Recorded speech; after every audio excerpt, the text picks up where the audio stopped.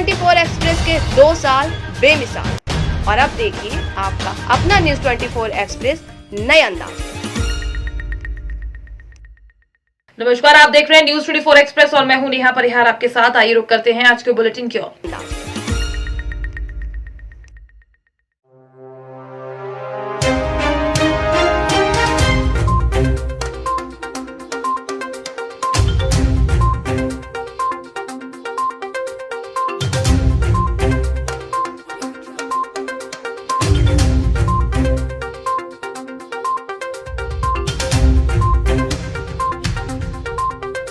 बाराबंकी गन्ना संस्थान में विश्वास ट्रेडिंग प्राइवेट लिमिटेड द्वारा निवेशकों से करोड़ों की ठगी में दर्ज मुकदमों में समुचित कार्यवाही न करने के विरोध में सामूहिक प्रदर्शन व भूख हड़ताल सैकड़ों लोगों ने की। और अनुराग पांडे ने बताया कि अगर सरकार कार्यवाही नहीं करती है तो लखनऊ विधानसभा के सामने कई लीडर शामिल होकर आत्मदाह करेंगे।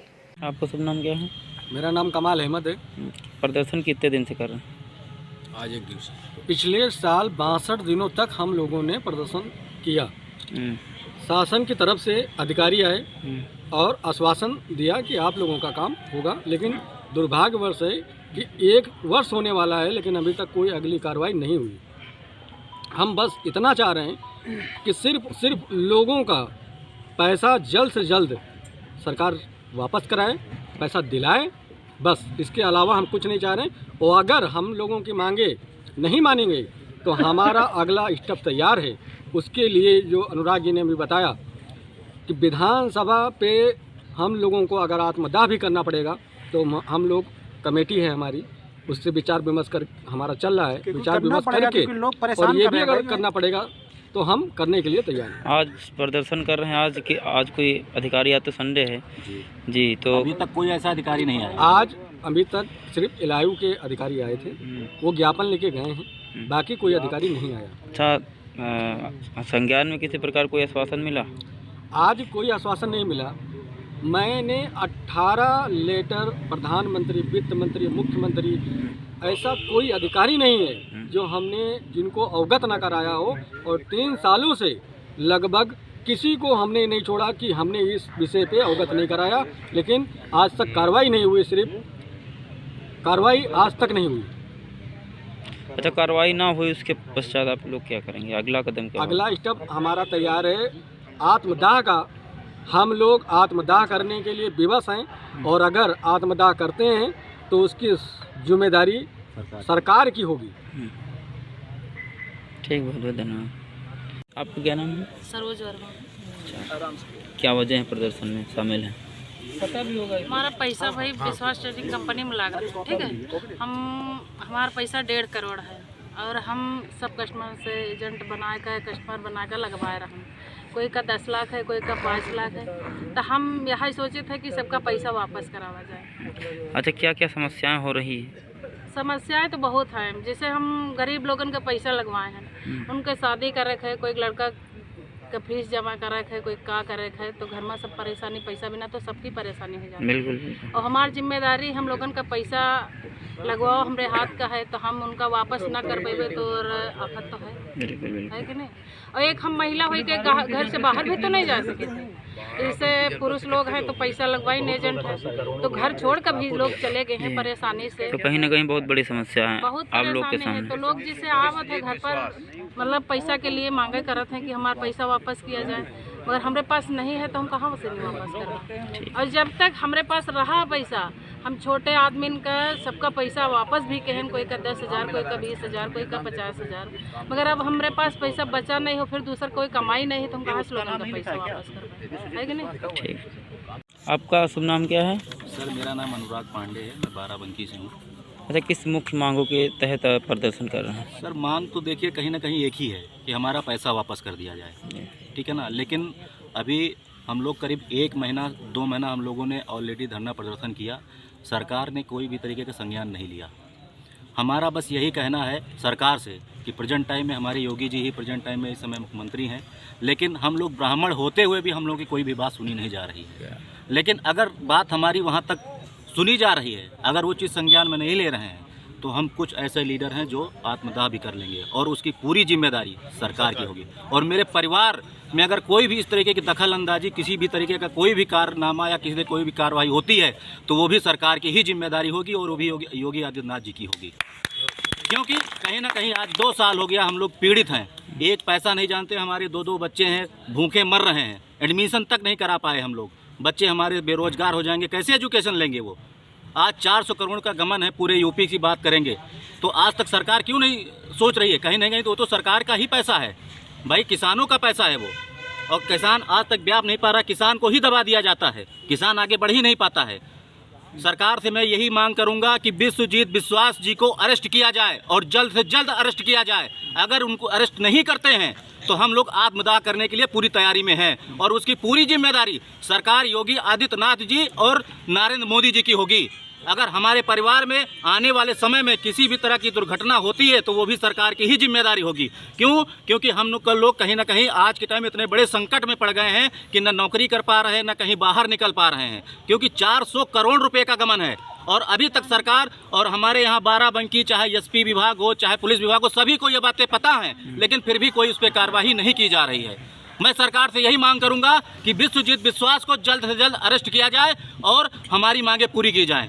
धन्यवाद। उत्तर प्रदेश के रामपुर में पुरानी रंजिश के चलते युवक को गोली मार दी गई। जानकारी के मुताबिक आपको बता दें कि पुराने विवाद को लेकर सोनू नाम के युवक ने 2 राउंड फायरिंग की, जिसमें प्रिंस नाम का युवक गंभीर रूप से घायल हो गया और चारों तरफ अफरा तफरी मच गई। ये पूरा मामला रामपुर जिले के पटवाई थाना क्षेत्र का है, जहां युवक गोली लगने से पूरी तरह घायल हो गया है और वो जमीन पर गिर गया। आनन फानन में उसे जिला अस्पताल में भर्ती कराया गया है। जिला अस्पताल के डॉक्टरों ने उसे खतरे से बाहर बता दिया है। मामला आया था, ये हमारा बच्चा पटवाई से आ रहा था और आने के बाद उसने गाड़ी मोटर से खड़ी करी और उसके बाद ये नल पे पानी लेने गया तो वो ना दोबारा वो किवाड़ की आड़ में खड़ा हुआ था तो एकदम उसने फैर मार दिया तो इसके हाथ में लग गई गोली।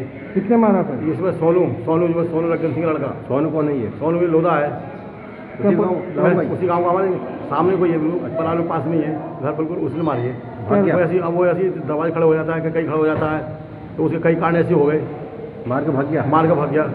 तो रंजित चीज थी क्या? रंजित साहब कुछ नहीं थी, पीछे कुछ जिस बच्चे से आपस में लड़ाई हो गया था, झगड़ा। आपका कौन है ये? हमारा लड़का है सर। क्या नाम है आपका? मेरा नाम नेतराम शर्मा। इसका क्या नाम है? इसका प्रिंस नाम है। कौन सा गाँव है? मथुरापुर कला है साहब।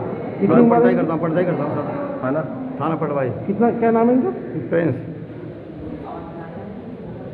तो आपका पेशेंट आया गनशॉट का, क्या मामला है और कैसे? जी अभी पेशेंट आया है गनशॉट का, उसके उल्टे बाएं हाथ पे जो है और अभी उसका फर्स्ट एड दे दिया हमने, अभी उसका मेडिकल कराएंगे और उसके बाद देखेंगे उसको अभी क्या रेफ़र करना है या यहीं इलाज होगा। सीरियस तो नहीं है ज़्यादा? नहीं ज़्यादा सीरियस नहीं है पेशेंट। है गनशॉट? है गनशॉट। आपका क्या नाम है? Working as a? I am working as EMO Rampur district hospital. Good name? Mohammad Zaid Khan. Jhansi में रविवार सुबह कांग्रेस की रन फॉर मणिकर्णिका मैराथन में जमकर विरोध प्रदर्शन हुआ। मैराथन में भाग लेने वाली सैकड़ों प्रतिभागी छात्राओं ने मंच के सामने आकर चीटिंग हुई के नारे लगाए। जब सुनवाई नहीं हुई तो करीब 1 घंटे बाद छात्राओं ने योगी मोदी के नारे लगाने शुरू कर दिए। पूरी मैराथन में अव्यवस्था हावी रही। बताते चले कि कांग्रेस लड़की हूं लड़ सकती हूं थीम पर करीब 5 किलोमीटर की रन फॉर मणिकर्णिका मैराथन करा रही थी। मध्य प्रदेश में पंचायत चुनाव के दौरान ओबीसी आरक्षण मामले को लेकर राजनीतिक दलों के मैदान संभलने की स्थिति निर्मित हो रही है, जिसको लेकर आज जोबट नगर में कांग्रेसी कार्यकर्ता भाजपा सरकार शिवराज सिंह चौहान का विरोध करते उनका पुतला जलाया। वहीं उनके द्वारा बताया गया कि ओबीसी पिछड़ा वर्ग आरक्षण की बात को लेकर युवा कांग्रेस नेता दीपक भूरिया ने कहा है कि शिवराज सरकार पंचायत चुनाव में आरक्षण को लेकर किए गए वादों को लेकर अनियमितता बरती है, जिसको लेकर कांग्रेस के कार्यकर्ता अब जगह जगह उनका पुतला फूंक रहे हैं। आज यूथ कांग्रेस जिला अलीराजपुर के द्वारा पिछड़ा वर्ग अनुसूचित जनजाति को लेके आरक्षण को लेके ये पुतला दहन किया गया शिवराज सिंह चौहान जी का। जिस तरह से आज की तारीख में भाजपा सरकार हमेशा समाज के खिलाफ रही है, हर समाज पिछड़ा वर्ग हो, जनजाति हो, आदिवासी समाज हो, आज हर समाज को तोड़ने का काम कर रही है। जोड़ना तो कम है, तोड़ना ज़्यादा आता है। हमेशा झूठे वादे करने आते हैं। आज 21 दिसंबर के दिन माननीय मुख्यमंत्री शिवराज सिंह चौहान के द्वारा उन्हें ये बोला गया था कि पंचायत चुनाव में ओबीसी को आरक्षण नहीं मिलता है तो ये चुनाव स्थगित कर दिया गया। पर आज चुनाव प्रक्रिया चालू है और फिर भी ओबीसी आरक्षण नहीं मिल पा रहा है। आज हमारे ओबीसी भाइयों सब नाराज बैठे हुए हैं, सब देख रहे हैं कि क्या हो रहा है पंचायत चुनाव में। हमेशा बीजेपी सरकार उनके साथ धोखेबाजी कर रही है और जिस तरह बीजेपी सरकार हमेशा, आज देख लो टाटिया मामा का भोपाल में प्रोग्राम रखते हैं। मैं उनसे ये कहना चाहता हूँ कि आपने झापा अलीराजपुर में क्यों नहीं रखा टाटिया मामा का। हमारे समाज को बहुत बड़ा गर्व होता है, आदिवासी समाज को, कि अगर वो टाटिया मामा का प्रोग्राम यहाँ रखते आज। और मैं सबसे बड़ा उदाहरण और देना चाहता हूँ, अलीराजपुर ज़िले में 95% आदिवासी है, फिर भी आप युवा मोर्चा जिलाध्यक्ष सामान्य वर्ग को बनाते हैं। ये तो हमारे आदिवासी भाइयों का अपमान हुआ है। जिस तरह से भाजपा बोलती है कि आदिवासी की सरकार, कहाँ से आदिवासी सरकार। उदाहरण हमारे जिला अलीराजपुर का देख लीजिए ना आप, तो एक आदिवासी 1.01 भी एक आदिवासी एक लड़का नहीं मिला क्या जिले में, जिनको आपने युवा मोर्चा का अध्यक्ष सामान्य को दिया। तो ये भाजपा सरकार हमेशा तोड़ने का काम आई है और हम इसी की तरफ आगे भी विरोध करते रहेंगे अगर वो समाज को जोड़ेगी नहीं और आरक्षण अगर देगी नहीं नौकर तो। और अभी हमारे आदिवासी समाज में पिछड़ा वर्ग है, सब परेशान है, नौकरी नहीं लग रही है, युवा वर्ग बहुत परेशान हो रहे हैं और बात बड़ी बड़ी कर देते हैं और तोड़ने का काम कर रहे हैं। इसी की तरफ से मैं आपको बहुत बहुत धन्यवाद जितने भी आए हैं यहाँ। शिवराज सिंह चौहान की बैकलॉग भर्ती को लेकर आदिवासी नाराज है, क्या कहेंगे उसको लेकर? आदिवासी में युवाओं में बहुत जगह से बहुत ज़्यादा आक्रोश है लेके, बस अभी भी उनने बताओ 1 साल 1.5 साल पहले की वैकेंसियाँ निकाल दी, वैकेंसी भी युवाओं से एग्ज़ाम फॉर्म तक के पैसे जमा करवा दिए और अभी तक एग्ज़ाम नहीं आई, वो पैसा भी रिफंड नहीं गया है। आदिवासी को नाम को लेके शिवराज सिंह चौहान बस 2023 और 2024 की तैयारी कर रहे हैं। एसएम फाउंडेशन जयपुर के द्वारा राजस्थान कोरोना गौरव अवार्ड 2021 का आयोजन झोटवाड़ा जयपुर में किया गया। निदेशक कमल शर्मा ने बताया कि इस आयोजन में बेस्ट स्टार्टअप बिजनेस समाज सेवी व सामाजिक संस्था जिन्होंने इस कोरोना काल में बहुत ही सराहनीय कार्य किए हैं, उनको ये अवार्ड दिए जा रहे हैं। शिक्षा मित्र परिवार का मुख्य उद्देश्य भारत को फिर से विश्व गुरु बनाना है। शिक्षा के क्षेत्र में देश को विश्व में अग्रणी करना है। आज हमारे देश की शिक्षा व्यवस्था में बहुत बदलाव की जरूरत है और इसमें बदलाव लाने के मेटा स्किल और न्यूरोसाइंस व्यवस्था का होना बहुत जरूरी है। सर, आज एसएम फाउंडेशन के तत्वावधान में जो आज ये बेस्ट स्टार्टअप बिजनेस अवार्ड 2021 का आयोजन जो किया गया है, इसके बारे में आप बताइए कि इसका मुख्य उद्देश्य क्या है? सर, इसका मुख्य उद्देश्य है कि जिन्होंने भी न्यूली बिजनेस स्टार्ट किया है उनको प्रमोट करना। कोरोना काल में कहीं ना कहीं बिजनेस का डाउन है, कुछ लोगों को बढ़ाए। हम चाह रहे थे कि एक तो उनको प्रमोट किया जाए जिन्होंने बहुत अच्छा बिजनेस किया है, साथ ही उनको इन्वेस्टमेंट की ज़रूरत भी होती है, तो यहाँ पे उस इन्वेस्टर को बुलाया था ताकि वो अपनी बात लोगों तक पहुँचा सके और इन्वेस्टर को भी अट्रैक्ट कर सके अपने बिजनेस को। बस बिजनेस को प्रमोट करना और उन लोगों को आगे बढ़ाना। शिक्षा मित्र का मुख्य उद्देश्य क्या है? शिक्षा मित्र का मुख्य उद्देश्य शिक्षा और समाज सेवा। शिक्षा मित्र शिक्षा के साथ साथ समाज सेवा भी करती है, हेल्पिंग भी करती है। लोगों की शादी के अंदर किसी एक्सीडेंट वाली प्रॉब्लम हो जाए तो हम लोग हेल्प भी करते हैं। ये समाज को जोड़ करके चलने वाला और बेरोजगारी को दूर करने वाला एक कार्यक्रम है। आपका शुभ नाम? डॉक्टर कमल शर्मा। आप ये शिक्षा मित्र में फाउंडर हैं और शिक्षा मित्र से आप कैसे लोगों को जोड़ पाते हैं और क्या क्या शिक्षाएँ मतलब इस संस्था के द्वारा देते हैं? एसएम फाउंडेशन के तहत न्यूरोसाइंस मेटा स्किल की एजुकेशन देते हैं, जिससे बच्चों को याद कौन से तरीके से होता है एक तरीके बताते हैं। उनके लर्निंग पैटर्न के बारे में, उनके हिडन टैलेंट के बारे में, इस तरह की हम एक ऐसी नई यूनिक एजुकेशन तैयार की है और पिछले 4 साल से हम इस मुहिम पे कार्य कर रहे हैं। पूरे राजस्थान में कम से कम 1.5 लाख बच्चों को हमने एजुकेशन दे चुके हैं और अब आगे वाला हम इवेंट एक बहुत बढ़िया इवेंट करने जा रहे हैं। 8 मार्च 2022 को महिला दिवस के ऊपर महिलाओं को आत्मनिर्भर कैसे बनाया जाए उसके ऊपर हम कार्य कर रहे हैं 8 मार्च 2022 को। Thank you. Sirsaganj roadways bus stand में अनुसूचित मोर्चा के जिला सम्मेलन में पहुंचे भाजपा प्रदेश अध्यक्ष स्वतंत्र देव सिंह मोर्चा के पदाधिकारियों व भाजपाइयों ने पुष्पहारों से भव्य स्वागत किया। सिरसागंज में अनुसूचित मोर्चा के जिला सम्मेलन में पहुंचे भाजपा प्रदेश अध्यक्ष स्वतंत्र देव सिंह मोर्चा के पदाधिकारी व भाजपाइयों द्वारा जोरदार स्वागत किया गया। फिरोजाबाद के नगर सिरसागंज में पुराने बस स्टैंड प्रांगण में महिला भारतीय जनता पार्टी द्वारा आयोजित अनुसूचित मोर्चा के जिला सम्मेलन में भाजपा के प्रदेश अध्यक्ष स्वतंत्र देव सिंह बतौर मुख्य अतिथि पहुंचे। हम लोग निकले 17 में भी मैं यात्रा लेकर निकला था, परिवर्तन यात्रा लोग निकले थे उत्तर प्रदेश के अंदर,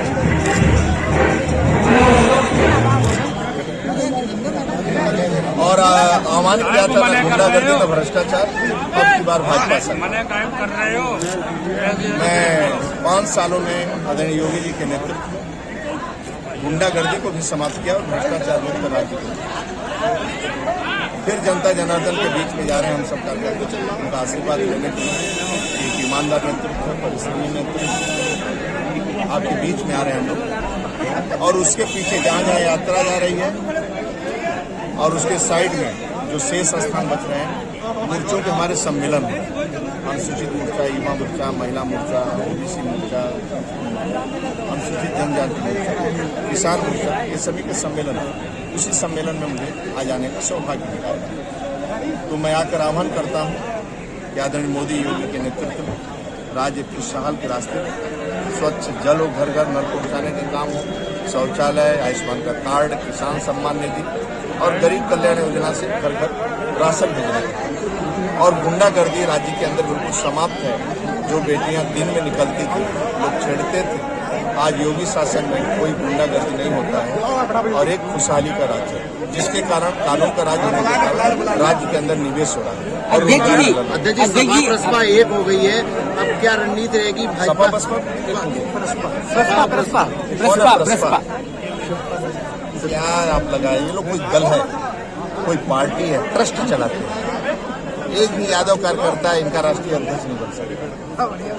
हम लोग इसलिए पार्टी में काम करते हैं कि मौका कभी मिलेगा तो बूथ का, बीजेपी का एक कार्यकर्ता बूथ का अध्यक्ष, कल का प्रदेश अध्यक्ष है, लेकिन उस दल में काम करने वाला कोई राष्ट्रीय अध्यक्ष नहीं बन सकता है, कोई नेता नहीं बन सकता है।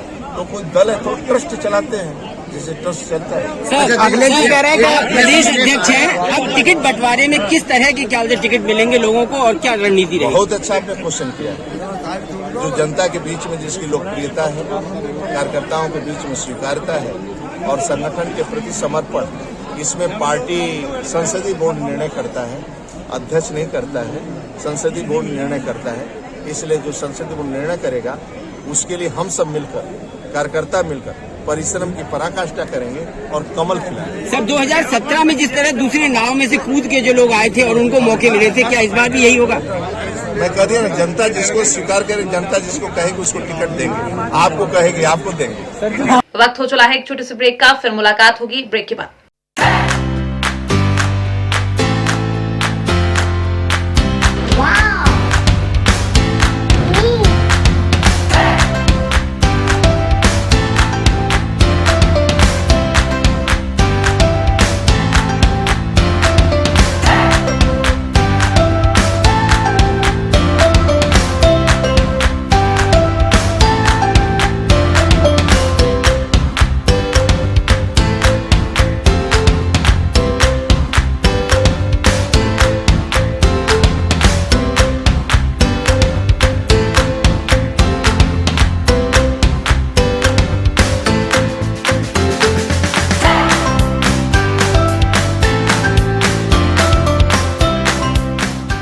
ब्रेक के बाद एक बार फिर आप सभी का स्वागत है। आइए बढ़ते हैं अगली खबर की ओर।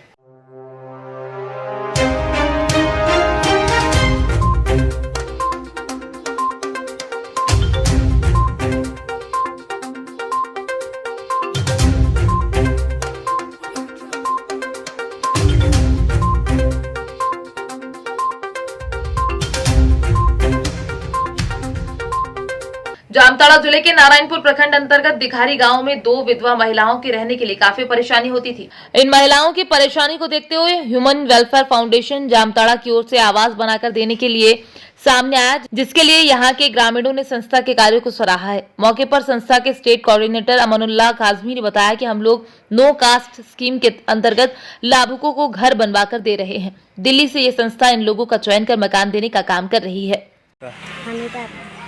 क्या को बाल बच्चा है? इनका पापा नहीं है? क्या हुआ था? 4 लड़का 1 लड़का। आपके रहने के लिए घर नहीं था? नहीं। कहाँ से मिला घर? कौन दिया? यही मौलाना दिए यार, हम किसे जानो कहाँ से लोग कहाँ से गेल हो सीता। मौलाना सिराजुद्दीन अमान भैया दिए हैं। मौलाना सिराजुद्दीन भैया तो क्या योजना? मेरा नाम मोहम्मद सिराजुद्दीन है और मैं जमात इस्लामी हिंद झारखंड का डिस्ट्रिक्ट जामताड़ा का नाजमी ज़िला हूँ। और ये जो हमारी बहन है हमीदा बीबी, इनको मैं ह्यूमन वेलफेयर फाउंडेशन की ओर से इनको बिल्कुल रहने के मकान नहीं थी, बेचारे बहुत टूटी फूटी झोपड़ी में रहती थी और 5 बच्चों के साथ बेवा हो गई थी, बहुत परेशानी ज़िंदगी गुजार रही थी। तो हमने ह्यूमन वेलफेयर ट्रस्ट फाउंडेशन के तहत बात करके इनको हमने एक 2 रूम का घर और एक बरामदा और किचन के साथ इनको हमने दिया है। तो योजना कहाँ कहाँ दिए हैं? जी, मेरा नाम अमानुल्लाह काज़मी है। मैं ह्यूमन वेलफेयर फाउंडेशन का झारखंड का स्टेट कोऑर्डिनेटर हूँ। हम लोग लो कॉस्ट हाउस स्कीम के अंदर में इस हमारी जो बेनिफिशरी हैं, इनके हस्बैंड नहीं हैं, उनको हम लोगों ने ये घर बना करके 2 बेडरूम का घर बना करके हॉल के साथ किचन के साथ बना करके दिया है। ये ह्यूमन वेलफेयर फाउंडेशन जो NGO है वो दिल्ली बेस्ड है, वहीं से ये इन लोगों को मदद मिला है। कितना जामताड़ा ज़िला में कितना का लक्ष्य है? जामताड़ा ज़िले में हम लोगों को जो गरीब बेसहारा हैं, इस तरह से कम करने का हमें 20 घर बनाने का लक्ष्य है। अजनेरा में आज राष्ट्रीय स्वयं सेवक संघ के तत्वाधान में आजादी के अमृत महोत्सव के उपलक्ष्य में एक विशेष बाइक रैली निकाली गई। स्वराज अमृत महोत्सव विशाल रैली का जगह जगह पर लोगों ने पुष्प वर्षा कर जोरदार स्वागत किया। इस बाइक रैली में हजारों युवाओं ने भाग लिया। रैली अजनेरा कस्बे से हरप्रसाद स्कूल से शुरू होते हुए भरतपुर रोड, मुख्य बाजार, छोटा बाजार, स्टेशन रोड पर होते हुए शहीद प्रीतम सिंह पार्क पर पहुंची। वहां पर सभी ने मिलकर शहीद प्रीतम सिंह की प्रतिमा पर माल्यार्पण कर श्रद्धांजलि अर्पित की। क्या कार्यक्रम हो रहा है? आज़ादी की 75वीं वर्षगांठ के उपलक्ष्य में अमृत महोत्सव कार्यक्रम हो रहे हैं जो पूरे देश में मनाया जा रहा है। उसी के अंतर्गत आज बलिदानों की श्रद्धांजलि देने के लिए और युवाओं में देशभक्ति का जोश भरने के लिए बाइक रैली निकाली गई है, जो कि इस समय आप चल रहे हैं, देख रहे हैं। ये रैली कहाँ से चालू हुई है? ये रैली हरप्रसाद इंटर कॉलेज अजनेरा से शुरू होकर उनका तक जाएगी। और कहाँ से घूम गया ये मेन बाजार और रेलवे स्टेशन रोड से होते हुए, मेन चौराहे होते हुए, रायबा से कुतला होते हुए रुनकता में पहुँचे। क्या जनता को क्या संदेश जाता है रैली? जनता का सबसे संदेश तो यह देना है कि अपने देश के प्रति देशभक्ति और युवाओं में अपने देश के प्रति जो अब तक बलिदान हुए उनके जानकारी देना होता है और युवाओं में जोश जगाना होता है। ये इस रैली का माध्यम है, उद्देश्य है। क्या नाम है सर आपका? पंकज खंडेलवाल, विभाग कार्रवाई, राष्ट्रीय स्वयंसेवक संघ आगरा विभाग। क्या कार्यक्रम हो रहा है? स्वराज के 75वें वर्ष का जो पूरे देश में एक महोत्सव चल रहा है, तो स्वराज का अमृत महोत्सव ऐसा राष्ट्रीय स्वयंसेवक संघ द्वारा पूरे देश में कार्यक्रम आयोजित किए गए हैं। इसके माध्यम से जन जागरण और समाज को प्रेरणा कि स्वराज के हमको 75वां वर्ष अमृत महोत्सव रूप में ये मना रहे हैं। इसको मना है देशभक्ति का भाव देश के लोगों में, समाज में बढ़े, उससे प्रेरणा लेकर के देश के शहीदों को, बलिदानियों को, जिनके सतत संघर्ष के कारण, त्याग और बलिदान के कारण हमको आज़ादी मिली, उस आज़ादी के कष्टों को स्मरण करें, कैसे वो आज़ादी मिली। लाखों लोग विस्थापित हुए, लाखों की जान गई, करोड़ों विस्थापित हुए, तब ये आज़ादी हमें मिली है। इसको अक्षुण्ण रखने के लिए हम लोग पुनः जोर शोर से काम करें। इसके लिए स्वराज का अमृत महोत्सव राष्ट्रीय स्वयंसेवक संघ द्वारा पूरे देश में मनाए जा रहे हैं। बांसवाड़ा जिले के गढ़ी थाने में शांति समिति की बैठक का आयोजन किया गया, जिसमें उपखंड अधिकारी, गढ़ी तहसीलदार, गढ़ी उप पुलिस अधीक्षक बांसवाड़ा, गढ़ी थानाधिकारी पूनाराम एवं समस्त CLC सदस्य एवं जनप्रतिनिधि मौजूद रहे, जिसमें निम्न बिंदुओं पर चर्चा की गई, जिसमें मुख्य क्षेत्र में बढ़ते अपराध पर अंकुश, नशे के पदार्थ पर रोक, क्षेत्र में बढ़ती चोरियों पर रोक एवं अवैध हथियारों की धरपकड़ एवं क्षेत्र में ट्रैफिक व्यवस्था के सुधार को लेकर चर्चा की गई। नशे के लिए किसी प्रकार से कोई एक्सक्यूज नहीं है, कोई मिलीभगत नहीं है। आपको अगर कोई इनपुट मिलता है हमें बताएं। और समाज किस प्रकार से इसे जूझ रहा है, ये राजस्थान नहीं, आप गंगानगर, हनुमानगढ़ जाओगे, उड़ता पंजाब मुहिम बन चुकी है और सर ने बताया किसी का नाम नहीं बताया जाएगा। मैं आपको वादे के साथ कह सकता हूँ, अगर आप अखबार उठा के देखोगे 2020 और 2021 के राजस्थान के सबसे बड़े सीजन, तो सबसे ज़्यादा अफीम पकड़ी गई है, चाहे 30 किलो अफीम हो, चाहे स्मैक पकड़ा हो, जहाँ अंतर्राष्ट्रीय मार्केट में करोड़ों की उसकी वैल्यूज़ हो। या फिर गांजा जो उड़ीसा और वहाँ से राजस्थान के बाहर से जो माल यहाँ जयपुर में आता था, सूर्यवर सिंह साहब ने अपने इनपुट से और क्राइम ब्रांच में रहते हुए बहुत सारी कार्रवाई की। अगर आप नेट पे सर्च करोगे तो वो चीज़ मिल जाएगी। उसके सामने ये 1% भी नहीं है। मैं भी चित्तौड़ भी रहा, उदयपुर भी रहा और यहाँ भी रहा। यहाँ इसमें गांजा तो उसका लेवल ही नहीं है। उस प्रकार की जब कार्रवाई कर ली थी, छोटा सा एक है लेवल है। आप निश्चिंत रहे, बेशक साहब को इस बारे में बताएं। इसके अलावा आपको मानना पड़ेगा शरीर की और संपत्ति की सुरक्षा करना ये हम सबका दायित्व है। अगर आप IPC पढ़ोगे इसमें भी लिखा है। तो आप लोग, मेरी एक गुजारिश में सदर में था, खूब चोरियाँ होती थी। हमने 5-6 महीनों में गाँव वालों से गुजारिश की। नवा गाँव बहुत बड़ा गाँव था, 70 आदमी तैयार हो गए।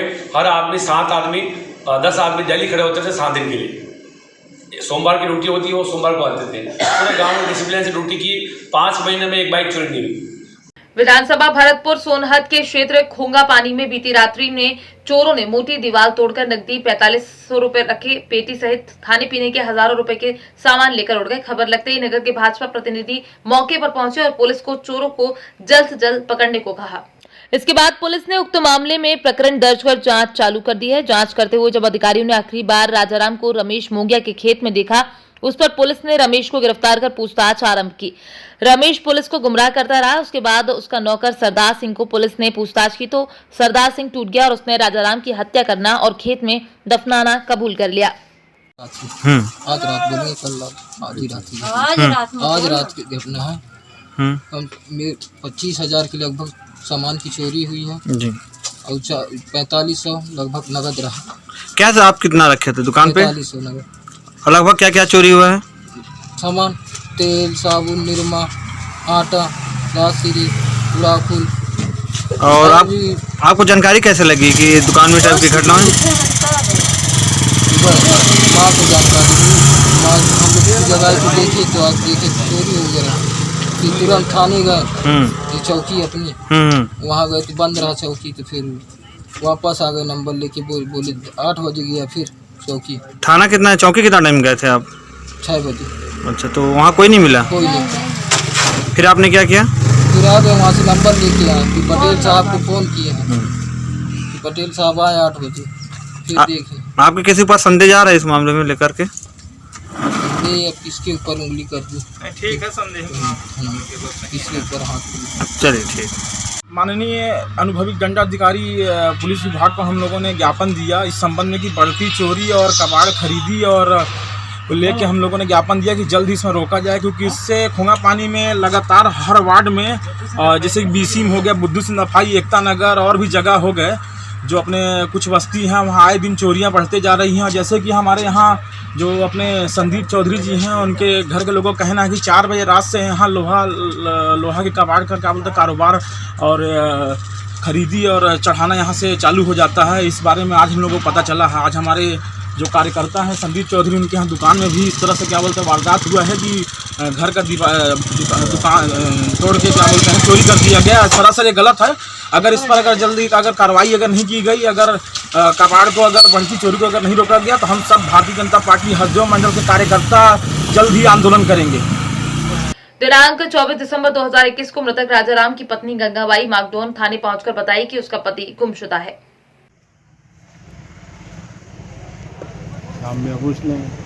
पूछो ऐसे थोड़े भगने लग जाए, पहले आप पूछोगे अभी। सर, ये रूपा खेले का क्या मामला है? दिनांक 24 तारीख को एक महिला गंगाबाई पति राजाराम ने आकर सूचना दी थी कि उसका पति 21 तारीख से घर से गया है, उसके बाद अभी तक नहीं पहुंचा है। तो उसकी गुमशुदगी 32/21 दर्ज करके जांच की जा रही थी। इसी दौरान सूचना मिली कि ये अंतिम बार रमेश मोगिया निवासी रूपाखेड़ी के खेत पर देखा गया था।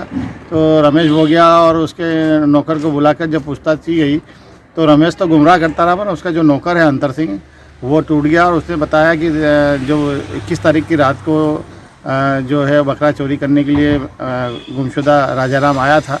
उसी दौरान इनकी मारपीट हुई आपस में और उसके ज़्यादा चोट लगी थी तो उसकी मृत्यु हो गई। जब उसकी मृत्यु हो गई वो हिला डुला नहीं, तो इन्होंने पास में ही एक पहले से एक नाला बह रहा था, उस नाले के गड्ढे में उसका शव को दफना दिया उसको और ऊपर से मिट्टी डाल के और उसके पत्थर डाल दिए। और इसी के खेत पर पहले से जेसीबी का काम चल रहा था। दूसरे दिन जब सुबह जेसीबी आई तो जेसीबी से उसकी ऊपर की जो मट्टी थी वो और डलवा के उसको और ऊंचा कर दिया और समतल कर दिया।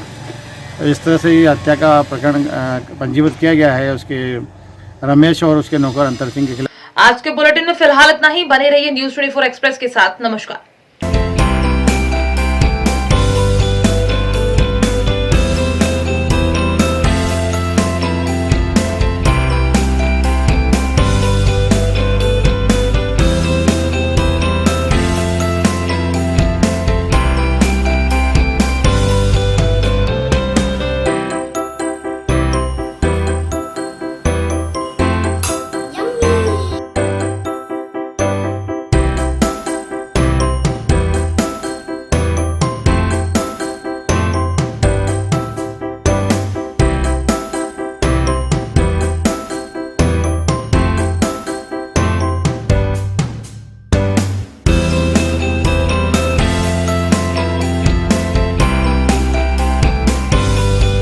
एक्सप्रेस के 2 साल बेमिसाल। और अब देखिए आपका अपना न्यूज़ 24 एक्सप्रेस नए अंदाज।